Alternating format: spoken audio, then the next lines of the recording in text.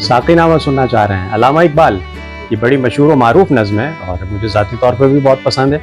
तो हुआ खैमज़न कारवाने बहार, एरम बन गया दामने को सार, फुलों नरगिसों सौ सनो नस्तरन, शहीद अज़ल लाला खूनी कफन, और जहाँ छुप गया पर्दाए रंग में, लहू की है गर्दिश रगे संग में। फजा नीली नीली हवा में सुरूर, ठहरते नहीं आशिया में तयूर।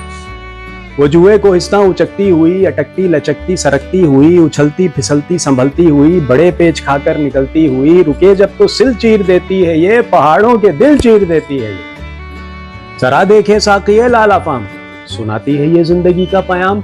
अरे पिला दे मुझे वो मैं पर्दा सोच के आती नहीं फसले गुल रोज रोज।